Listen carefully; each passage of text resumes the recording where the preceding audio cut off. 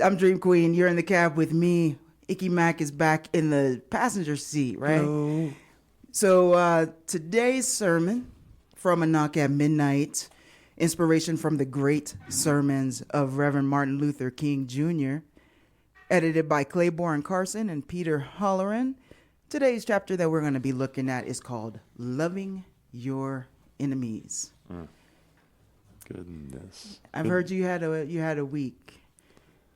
Wow. Have you been able to practice this chapter so far? Before we bring the audience in, I just want to reintroduce you to those of us whose first time it is listening to the show. And you are a very loving, growing individual that also has a DJ here on KMRD on Friday nights, 9 to midnight. You are what do we call it? A turntablist? A turntablist. Yeah, I just want to say thank you for having me here because I didn't realize that there was anything before noon on a Saturday.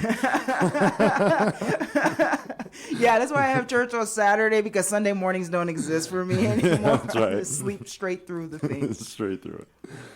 But I'm glad that you're here, and we're gonna set up the chapter with my historical book report. But I wanted to just give you a chance to bring in any points, or if you want to finish your coffee while I.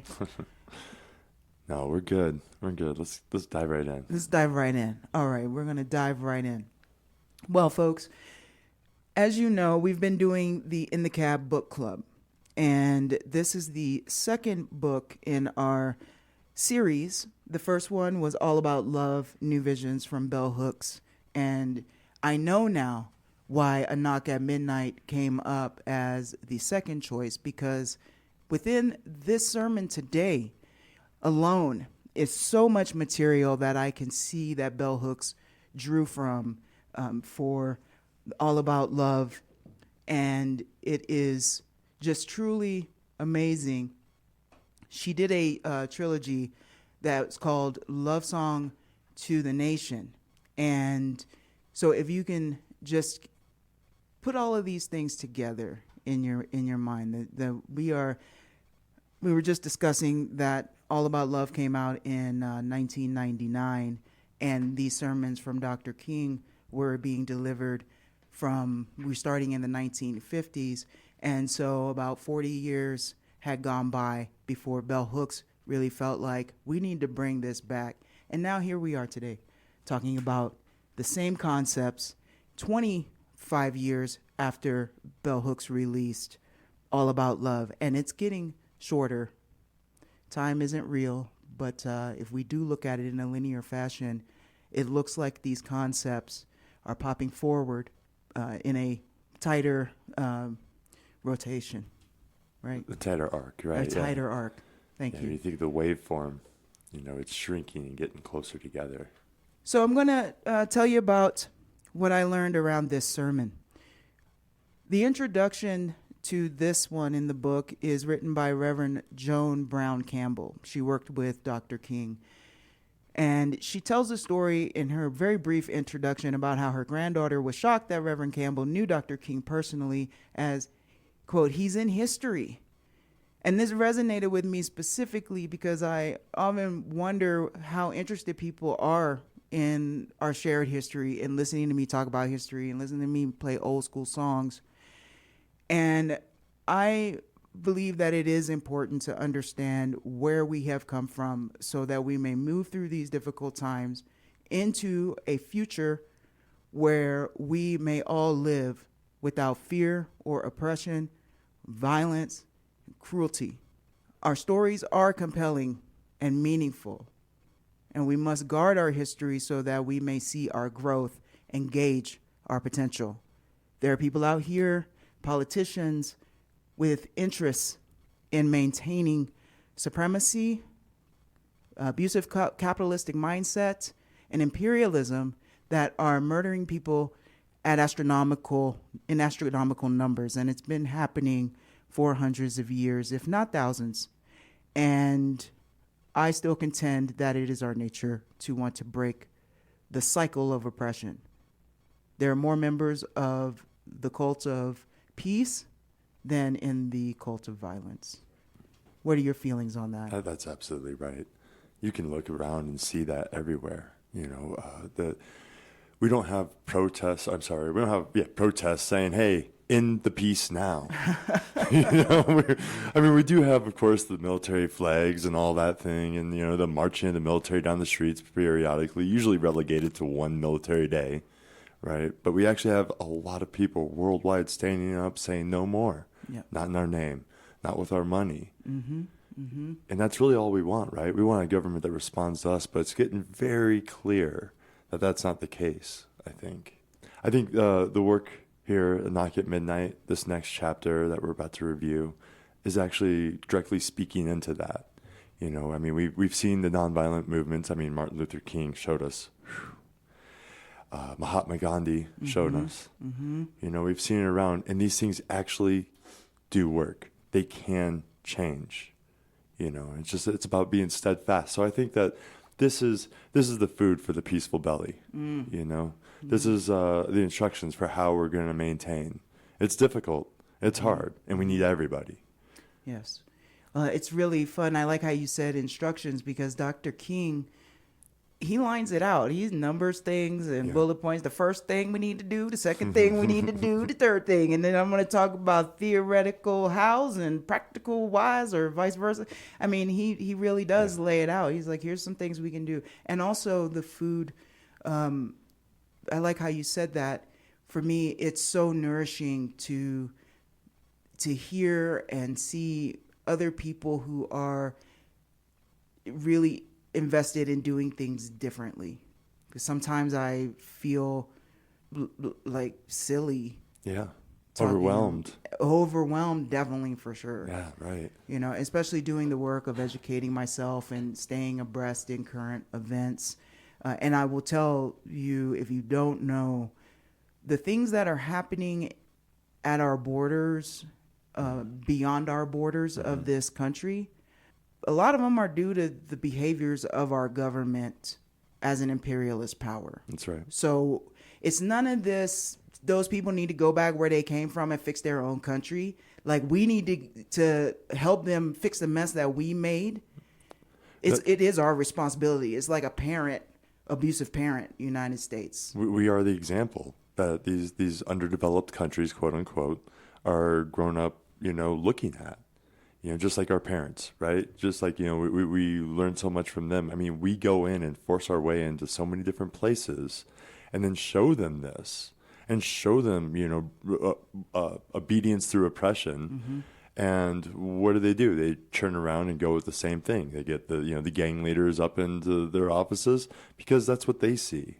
They don't see, a Trump or a Biden in office. They see gang leaders. And that is the definite thing about the youth. When youth are recruited, it's take the youth and corrupt them by the image of the rich drug lord. I will also say, a lot of people are not given a choice. So it's worse than being from the streets in America. I think being from the streets of Haiti or Jamaica or even in a village in Congo at this point, because you are literally taken out by militants put in by governments and into forced labor or death. Right. Because what does it come down to? Why do these things happen? The minerals in the ground. Minerals, the profits of corporations that, we as Americans have built up and put stock into and buy all the products of. Well, you need a new phone. Yeah. You really need a new phone. No, actually, I do. No, it's still working. I see it lighting up. It's an Apple 4. Oh, word. Good for you. Making the 4 stretch. It's a long one. Nice. I'm kidding. It's a 6. Oh, don't lie. I've got a 7. But what are they now on, like 12 I or think 14, but I don't know exactly. So we're doing pretty good. I'm waiting for this thing to conk out anytime for them to let me make me get another one. But there are all these companies that have refurbished products. Right. Like, folks, you don't have to buy it brand new. You don't have to lease it brand new. Like, and then it goes in the junk pile. Reuse? Reduce, recycle. Thank you, Bob the Builder. I mean, that's absolutely right, though. And that's how we beat capitalism. And that's why that's a big thing about capitalism. They don't want you to reuse or reduce your usage. They want you to throw that thing away and get a new one, because that's, what do they call it? Like unlimited growth potential. That's right. That's right. Know? And what's that doing? It's destroying our earth, and it's enslaving people all around the world, and we got to stop it. We got to stop it. We have to. Yes. All right. Now that we've established what the mission is, I'm going to talk about That's the baseline. That's the baseline. We can go up from there.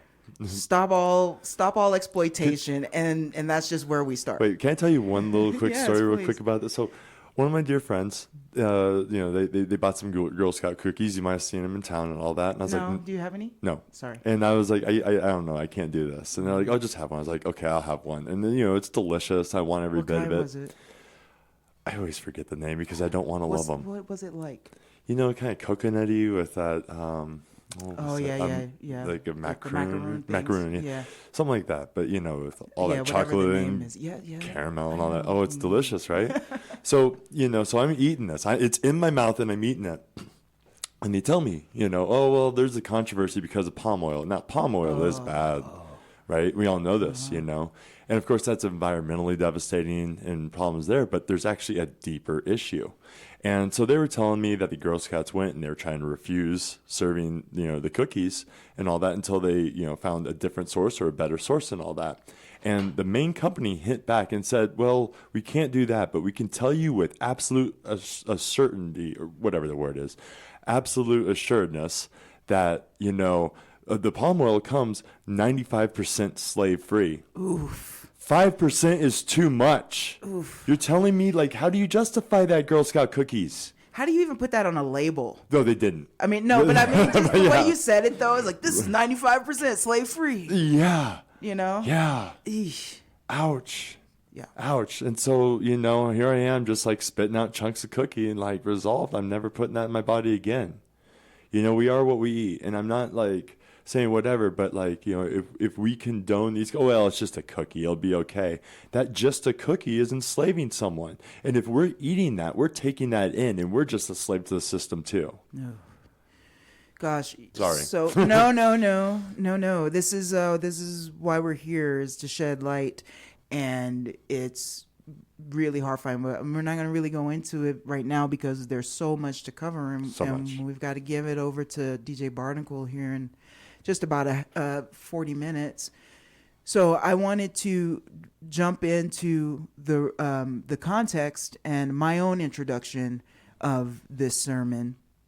And this is going to be a little lengthy, Ickymac, so I'm going to just mute your mic for a bit. This sermon, Loving Your Enemies, was delivered by the Reverend Doctor on November 17th, 1957. And some of the major events regarding the United States Black Civil Rights Movement leading up to this sermon, and I mean in that year, I'm going to list a few things that happened. Dwight D. Eisenhower and Richard Nixon were inaugurated for a second term on January 20th. Okay, so there's that there. On January 23rd, the Ku Klux Klan members force a truck driver, Willie Edwards, to jump off a bridge into the Alabama River. He drowns as a result. That's on January 23rd, 1957. On August 28th, the United States Senator Strom Thurmond, famous, sets the record for the longest filibuster with his 24-hour, 18-minute speech railing against civil rights. 24 hours and 18 minutes. Yeah. Can you imagine talking that long? I know we've had some long shows here, but good gosh. I could talk that long. You are devoted to something. Yeah. And he read all of these weird things. He read court cases and documents. He even read George Washington's farewell speech. What? He was just pulling out all kinds of Yeah. stuff to keep the filibuster going. Because they have nothing to say. They're reading children's books or whatever to get past the time. I mean, we've seen that recently. Oh, it's amazing. It's a joke. Let's see. And then after that, on September 4th, the American Civil Rights Movement, Governor Orville Faubus of Arkansas calls out the National Guard of the United States to prevent the Little Rock Nine. Those are the African American students who were trying to enroll in Little Rock Central High School. Okay? The governor of Arkansas called out the National Guard to prevent children from registering for school. Now, this is 3 years after the Brown versus the Board of Education decision was made by the Supreme Court to desegregate schools. Mm-hmm.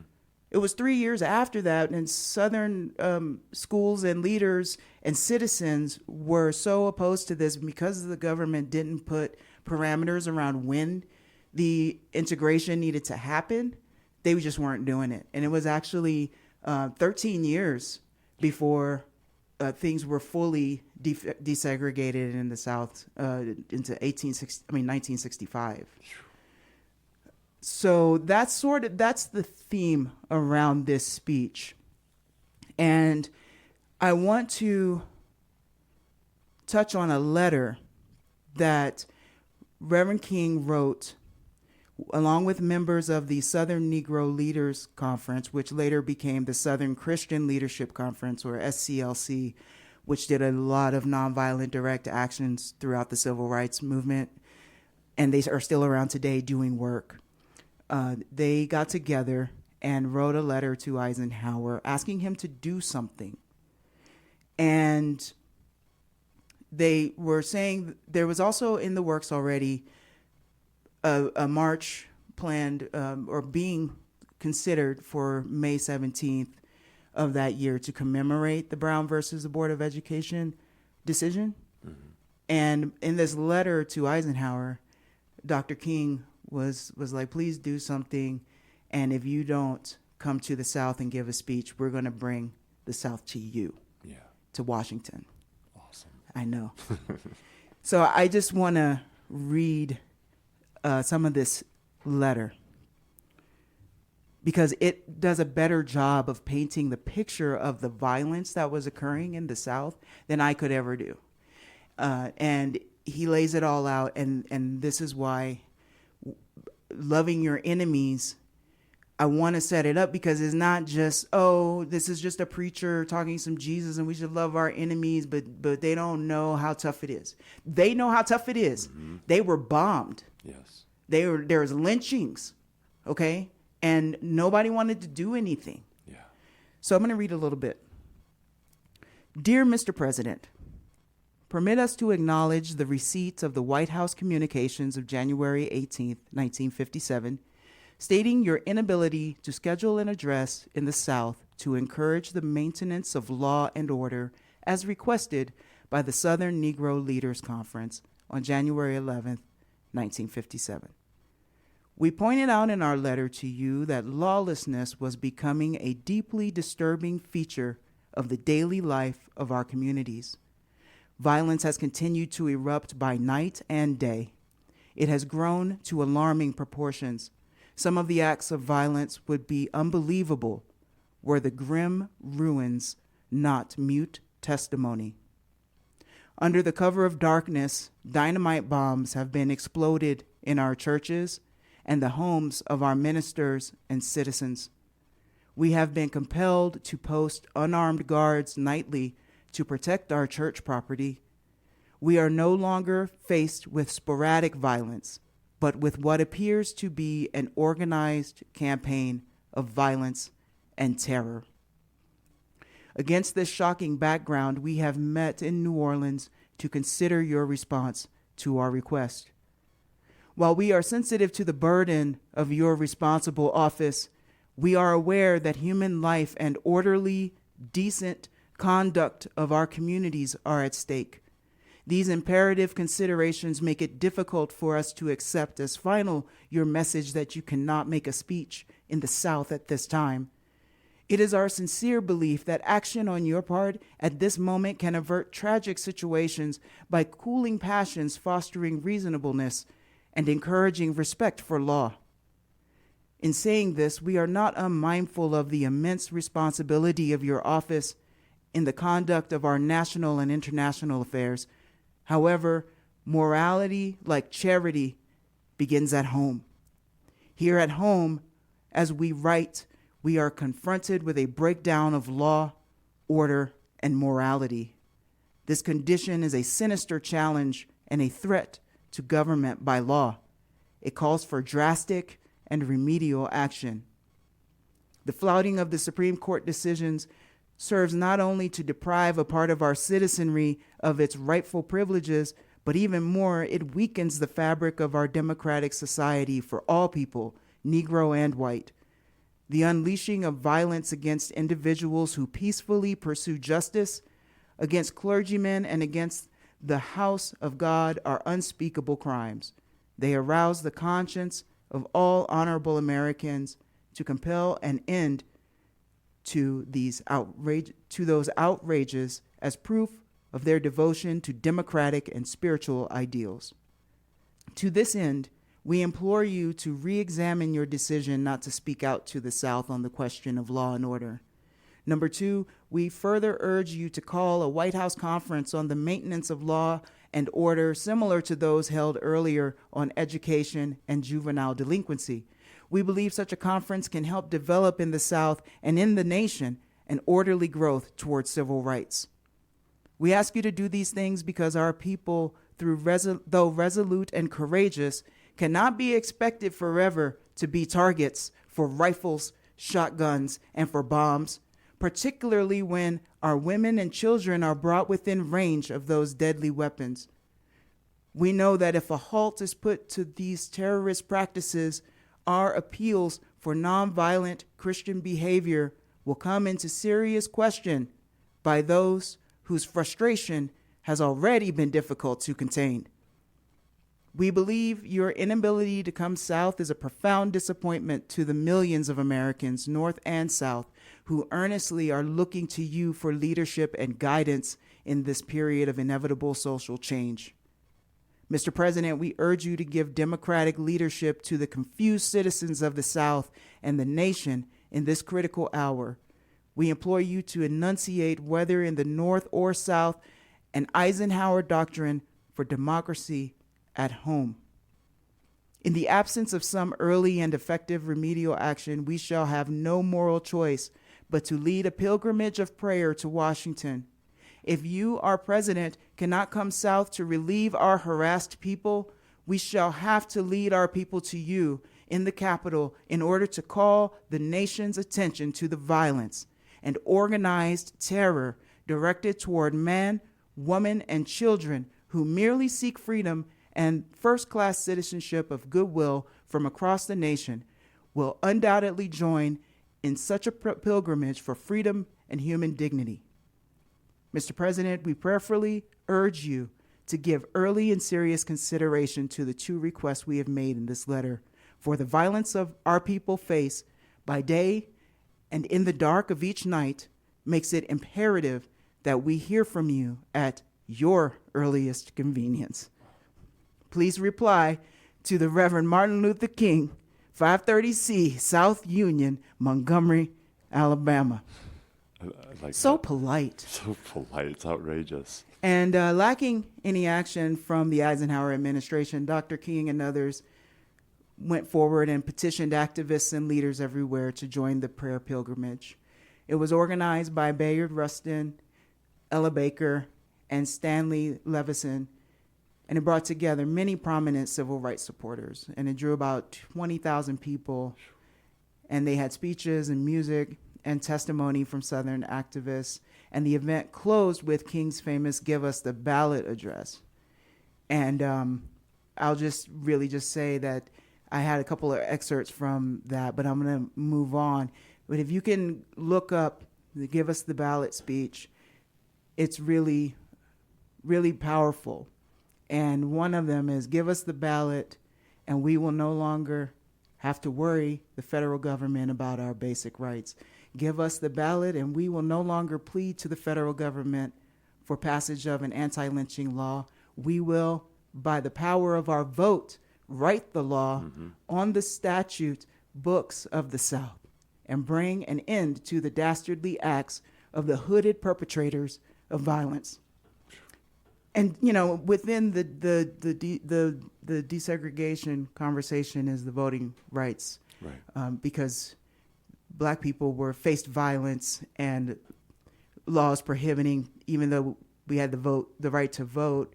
Black men had the right to vote since the mid 1800s, mid to late. They weren't allowed to get to the polls or vote because of various laws that that governments had in place in southern states, and we still face this today. We still face voter disenfranchisement. Yes, voter disenfranchisement. Keeping poor and underprivileged people from the polls, doing everything they can to move districts so it's far, far away. Requiring the driver's license. If you don't know, if you have any trouble getting your ID, that's a pain in the rear to get. It's one of the most difficult things to pick up on. You're having to have bills to prove, this and that. And it's like not everybody has everything in their name. That's right. Some people living in houses with like 5, 6, 7 more people, and not everybody's got a bill in their name. It's a very tricky system that they put up there because they think they're so smart. But there are organizations, thankfully, that are doing the work, and it's a marathon. Yeah, however the controversy, I'm not really sure exactly what it is, but this is a joke, but a pretty good point from Michael Che, right? He said, we're just fighting for civil rights. We're not even going for equal rights. Can we just have civil rights? And it's like, if you look at it today, like look at the uncivility in our voting structure. Look at the rampant fervor for things that are just like absolutely opposed to other human beings. No, we still don't have civil rights. Not even close to equal rights yet. We're working. We're trying. We're working. We're trying. We're reading. We're learning. We're growing. Right. So here we are on Loving Your Enemies. Here we are loving your enemies when the segment's almost over. Yeah. But that's good because y'all need to go get this book from your library, or the audiobook is out there too. You can just put it in and see what you find in the search engine. Yeah, we really need your thoughts on this. It's great to hear ours, and that's cool for the discussion, but we need everybody's thoughts on this.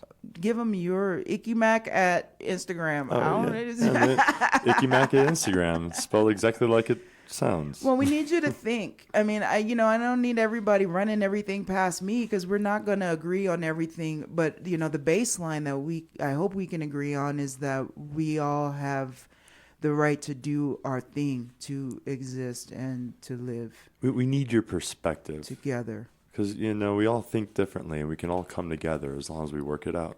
Let's think.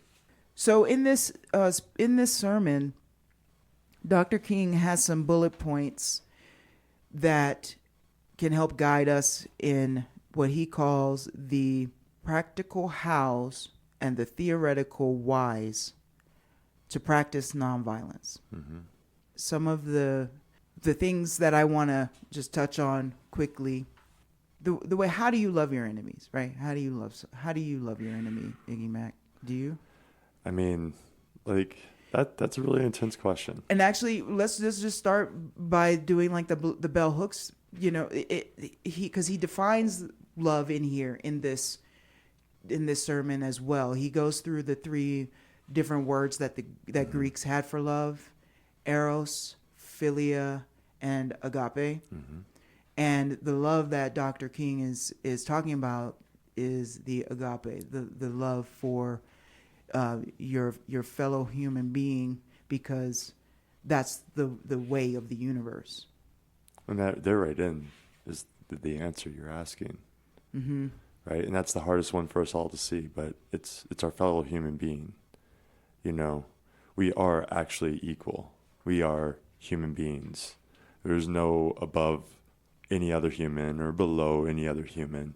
And that is kind of like that, word namaste, recognizing where we dwell within each other's hearts. Yes. I mean, that's paraphrased, but you know what I mean? Like, it's more than just empathy. Now, you may not like someone. I do appreciate King pointing that out.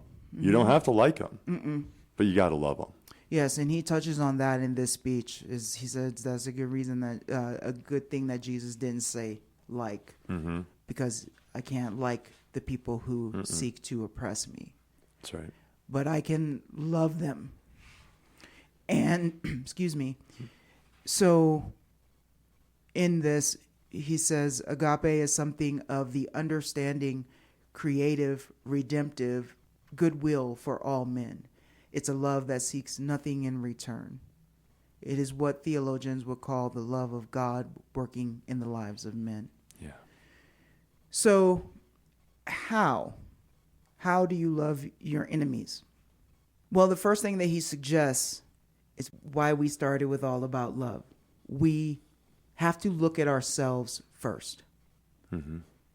And Dr. King puts that right out here. And I'm sure it sounds strange to you that I start out telling you this morning that to love your enemies by beginning with a look at yourself. And there are several reasons for that. The main one that comes down to it is he points that there could be something that you did do, something that you said or did that you might not remember, that may be deep in your consciousness, but that other person carries. But the main one that I think is very important to our conversation right now is imperialism. He addresses democracy as the greatest form of government, yet America doesn't practice democracy. That's right. That's right. Say some stuff, because I'm talking way low. I'm looking at page 44. I do have something I'd like to say along that, is loving our enemies. Like this book really helped point this out. I have an adversarial person in my life right now, a few. And it's made me rethink other things I've learned and this and that, of course. But, I'm just going to start with this quote from Dr. Joan Brown Campbell, who's actually quoting King. She just takes two different parts. But this is in the introduction. Right, page 38 if you're reading along. Harsh treatment is not the way to deal with those who are dangerous. Violence only begets more violence. And then goes on to quote, the strong person is the person who can cut off the chain of hate, the chain of evil. Now, skipping ahead, though, to page 51, right to the sermon, King says, there's another reason why you should love your enemies, and that is because hate distorts the personality of the hater. Right. Paraphrasing even further, it is even more ruinous and injurious to the individual who hates. So I would argue right now that loving your enemies is actually another form of ultimate self-love. Mm-hmm. I mean, how many times have you seen not that we have any of them here in town, but those super grumpy people who just like hold on to their hate, and they just get more vile, and their words just get more extreme, and their attitudes get worse and worse and worse, and they're really hard to be around, right?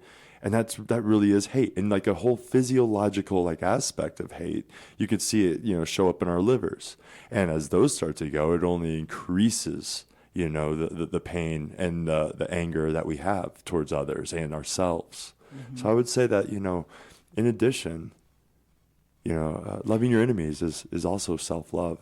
Yes, that comes into the theoretical whys. That portion of it where he lists why we should be doing this is to care for ourselves, number one, if no one else. We can just start there. I love myself too much to let somebody bring me into that dark place. Yeah. I've been at the edge of that void for sure. So as we look at democracy and the imperialist actions of Western Northern Hemispheric countries, that what we're enacting across the world right now, we need to look at that specifically. I'm imploring our citizens of the United States is before you start coming out of your mouth blaming everybody else for why you don't have, blaming those brown people who are really literally drowning to try to swim here because what we did in their country is so painful that they can't exist there. Take a look at yourself. Take a look at what the ideals that you support from your government so that you can have a comfortable life with excess. And what we take from others without paying them without letting them elect their own officials. What's going on in Haiti right now is hundreds of years of how do you say usurp in this tense that I want? Like, they've taken the governments of this country and assassinated all of the elected leaders and put in plants. Yeah. And then we say, well, those people can't do, those people aren't smart, those people aren't worthy. And it's because of the U.S. interest in that country that we commit. Help me, you know these words. The conspiracy, the quote unquote, what are no longer conspiracy theories, but that the CIA, neither one of us got enough sleep last night. But when we coups, when we commit coup d'états in other countries for our own interest, we have to look at that, because that's what's creating a lot of the disruption in what we call the third world. The third world is actually the richest. They have the most resources generally, or strategic placements in military and trade routes. Right, but often it is the resources. Right. And that's, they don't become the first world because we keep them down. Mm-hmm. We keep them down to exploit that. Through the military, through military force. Right. And that's modern day colonialism. Mm-hmm. So Martin Luther King, his second how is every time you feel yourself wanting to hate somebody, to find the good thing in them. Now, this is really hard. We got election coming up, y'all. And that's another reason why I'm getting warmed up on all this. We're getting warmed up because these conversations, especially conversations around free speech, free TikTok, free speech is huge in our country right now. And if you don't know it, it's huge even if you don't know it. And it's going to get worse as the new governments take hold here. Yeah. Because we're in our own coup. The corporations have really pretty much taken over our government. That's right. So let's look at Ickymac, how do I see something good in someone like, can we say like these politicians who lead us, okay? How about that? The ones who don't seem to be dying from cancer, from being so hateful. They have all the medical care, all the money, and they just won't die. It's like the opposite. Right. Mitch McConnell will not die. So how do I see something good in him? I mean, is it a good grandpa? Like, what am I looking for here? Right. Well, I would say, like, a lot of times when I have to exercise this is I'm looking at what motivates them. Now, I'm not saying that I agree with, what motivates them, but I can look with compassion and see, well, this is agreed. This is, wanting to make their family better. They want to make sure that their life is stacked and that their people are good. These are things that I too want. I want my friends and, direct family to live the best lives possible, right? So it's very basic and it's very low, but I always start somewhere there when I'm looking at, like, my enemy, Mitch McConnell and I, we're not trying Jesus. We're going straight to hands if I see him. No, of course not. Of course not, because you'll go to jail and we can't have that. No. But that's what I mean, is that, like, I always start with the lowest common denominator when I'm looking at, someone I perceive as my enemy is, well, they're having a hard time. They're just trying to get by. They're just trying to, pay their bills. They're just trying to feed their family. They're just trying to make sure their friends are good. Wouldn't I want all these things? I start there and then I work my way. Well, how do we all become one giant family? How does everybody become my friend? We're working on that one still. King says on page 46, this idea that within the best of us, there is some evil, and within the worst of us, there is some good. And to keep that in mind. Yeah. And that is the kind of grace that I ask people to give me, and I try to give others, but it's easier to want it for myself than it is to give it out. Right. We have to check ourselves. Another way you can love your enemy is mercy, which he brings in on the bottom. He doesn't exactly say mercy, but he says that when the opportunity presents itself to defeat your enemy, that you don't. And I think by defeat, he's talking about don't humiliate this person. If this person comes to you at the end of the day and asks for something, that you show mercy to them. And then that leads into the redemptive love that Bell Hooks expounds on in a chapter in All About Love, and that you were talking about earlier. That's that real love has the capacity to transform. Right. Right. And then giving people the grace to transform. If we hold anger or resentment towards our enemies and they finally want to come clean and correct, if we're still holding that anger and resentment, that's not a problem with the person trying to fix it. That's a problem within ourselves. Mm-hmm. That means that we're still holding on to hate. And sometimes they don't even apologize. That's right. But you see a person who has been humbled, even if they're still not at the point where they can admit that they're humble. Yeah. It's like the look of browbeatenness or a kick dog or something, where a person is like, I just talked all of this mess about you, and now I need you to fix my water, and I'm not really ready to say sorry, and I can't look you in the eye. Well, what you supposed to say? You don't get no water, don't ask me, ask somebody else. That's right. Then that underlines that person's yeah, I know that he was a jerk. That's why I said all this stuff about him. And now I'm filled with more upset because he did me wrong on top of everything. And right. Now I can't have water too. Like when you kick somebody when they're down, even if they did you wrong, it's not right. And, that's another part of it too, is like, we also shouldn't really expect apologies. We can see change in people, and that can be great, and that could be apology enough, because there's this aspect of apologies that's very akin to supremacy. Mm-hmm. Not always, not in all situations, especially when it's heartfelt, but sometimes like just demanding an apology is like, you're below me. Yeah. And no one is below anybody. Mm-hmm. Well, so as King says on page 49, for the few moments left, let us move to the practical how. From the practical how to the theoretical why. It's a couple here. The first reason is that hate for hate only intensifies the existence of hate in the universe. That's right. And we've talked about that in weeks leading up to this, that it's a cycle. Mm-hmm. They call it the cycle of violence. Yeah. And another reason is the distortion of the personality. Sorry. Health reasons. No, that's great. Thank you for bringing it up. Because he talks really a lot about how we are not even thinking straight. Yeah. You're not functioning correctly when you're in a mindset of hate and overwhelming anxiety. Or pain. Yes. Which, of course, that's what hate leads to, yes. Physical pain within yourself. Yes. Yeah. It's really hard to think clearly when you're in pain, and Lord, I know that one.